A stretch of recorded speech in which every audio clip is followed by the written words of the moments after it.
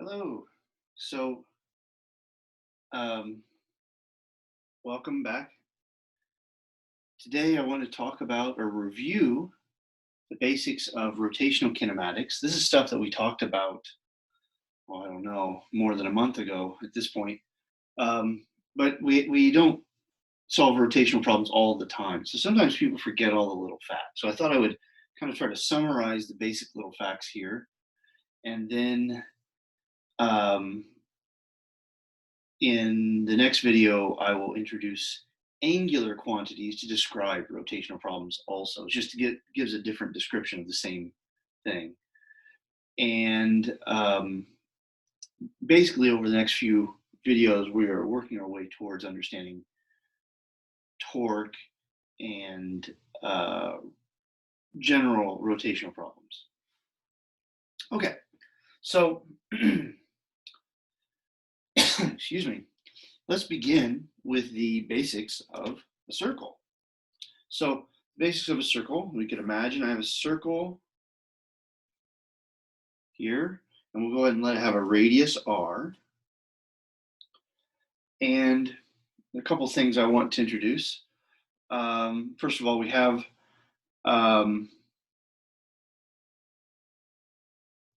that if you move around on a circle,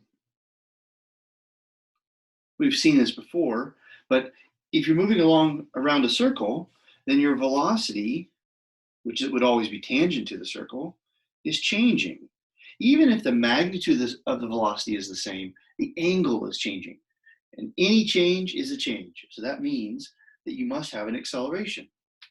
If you go back to earlier in the semester, maybe in your notes, you'll remember we found a formula for the magnitude of the acceleration in the radial direction, or sometimes people call it the centripetal acceleration.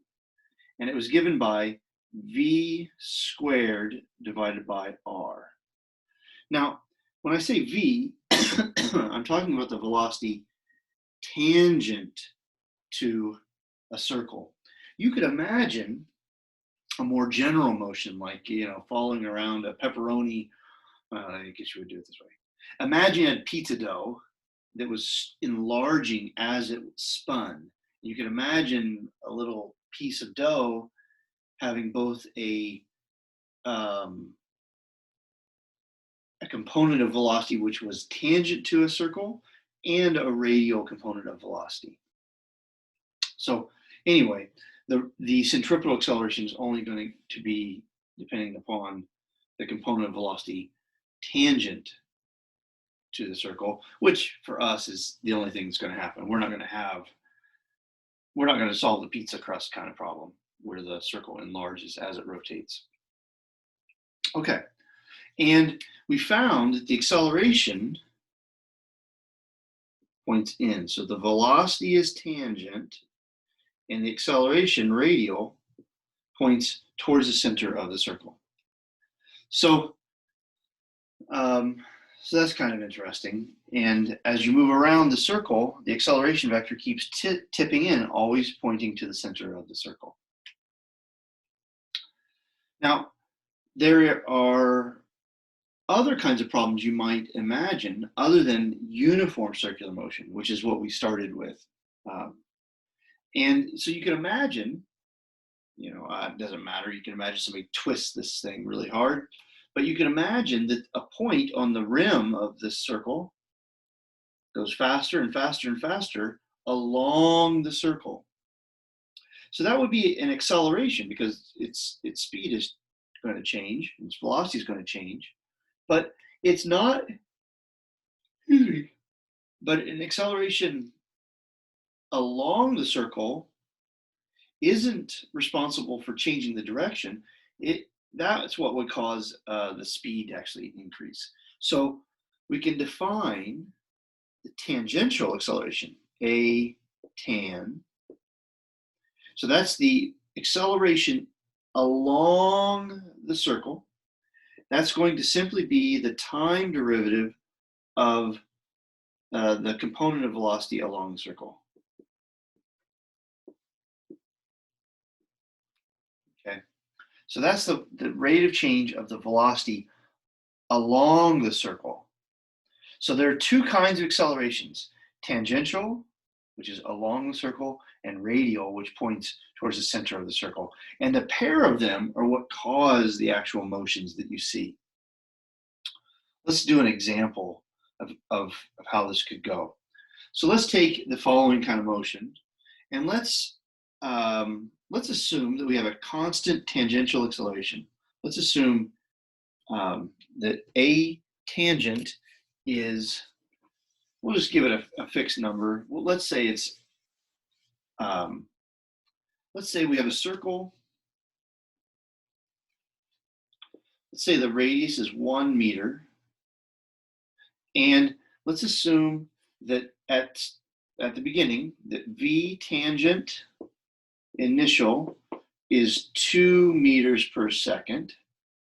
And let's assume that a tangent is 3 meters per second squared. Okay? And what we want is the magnitude of the acceleration and direction of the acceleration at time equals, let's just pick something, let's just pick 2 seconds. Okay, so we want the magnitude and the direction of the acceleration after 2 seconds.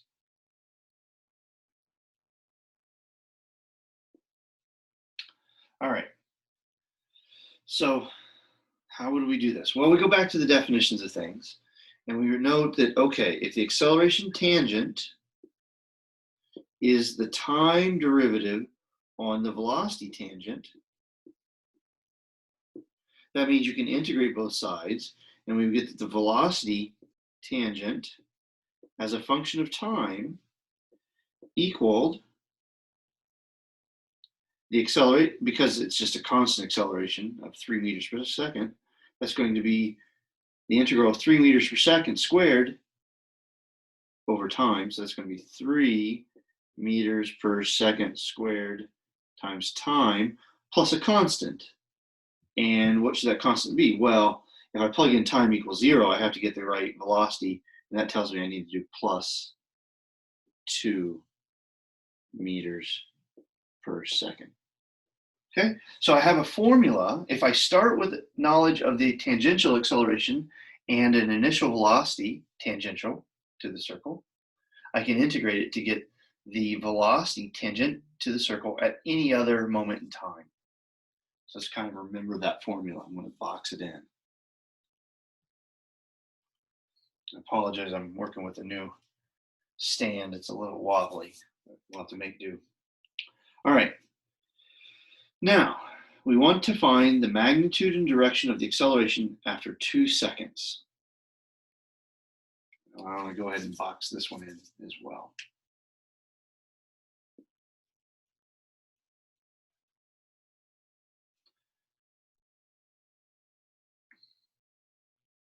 You know what? Tell you what, we're just going to solve for the magnitude right now. We'll come back to direction a little bit later.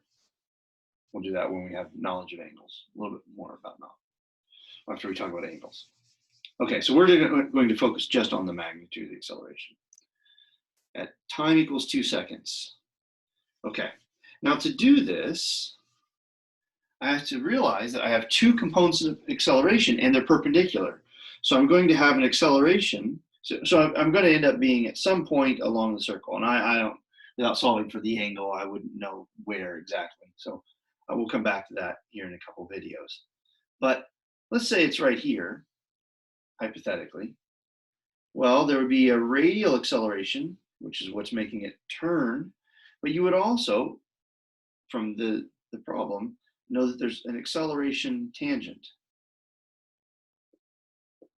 So you'd have a radial and a tangential acceleration, and the magnitude of the acceleration, well, since these are perpendicular, you're just going to use the Pythagorean theorem. They form a right triangle. So I'm going to get a tangent squared plus a radial squared. Okay, so what we have to do is evaluate this combination when time is equal to 2 seconds. So to do that, well, the tangential acceleration is just a constant, it's given, so that's easy, 3 squared. And then I have to work out what is the radial acceleration squared. Well, the radial acceleration is nothing other than v squared divided by r, and then I have to square that. And I have to evaluate this at 2 seconds. No problem, because I have a formula for velocity at any moment in time, specifically velocity tangent at 2 seconds would simply be 8 meters per second. So this formula for the magnitude of the acceleration becomes the square root of 3 squared, that's a 9, plus v squared at 2 seconds, that's 64, divided by the radius, which is just 1. So that's simply the square root of 73. And, well, I know that 8 times 9 is 72, so I'm going to guess that 8.5 is pretty close to my answer. Let me try that. Do 8.5 squared. 8.5 times 8.5.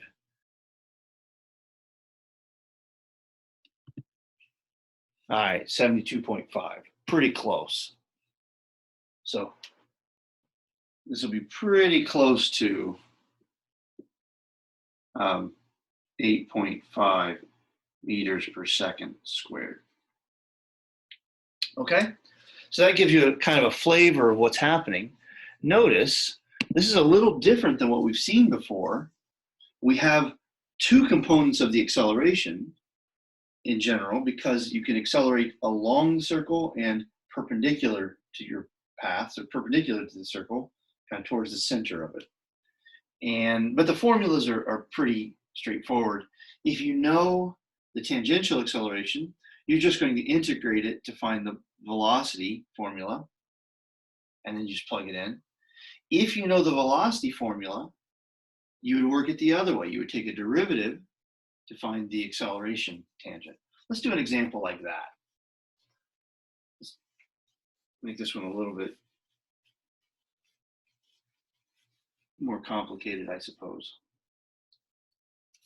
Let's add the same circle here. And let's do something, I don't know. Let's say that I have a velocity, which is given by tangent, which is given by, I'm just going to make something up, sine of t. Now, if I want to find the acceleration tangent, so this problem is working backwards from the last one. In the last example, I was given the acceleration tangent and I integrated to get the velocity. Now, if I'm given the velocity, I'm going to differentiate to get acceleration tangent. And so that's going to be cosine of t. Fine. Okay, so if I know the tangential acceleration and I know the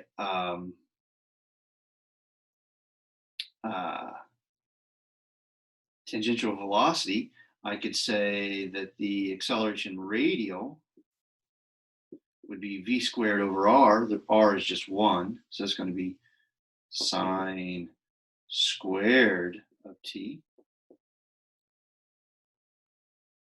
And then I could find a formula for the magnitude of the acceleration. Remember, it has both a radial and a tangential component, so that you have to use a Pythagorean theorem.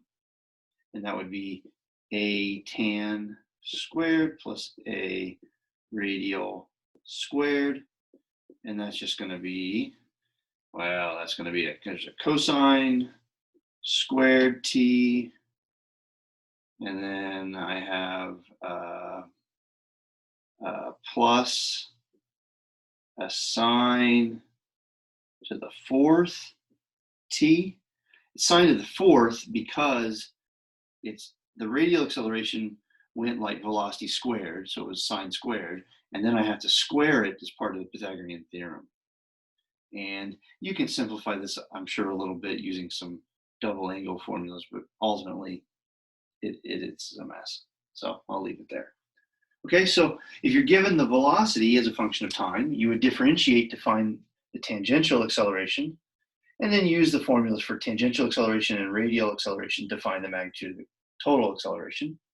Or if you're given the acceleration as a function of time, you would integrate back up to get the velocity, and then this part is really always the same.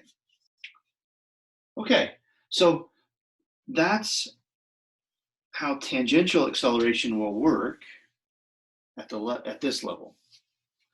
In the next video, I'm going to introduce angular variables and describe all the same stuff with angular quantities.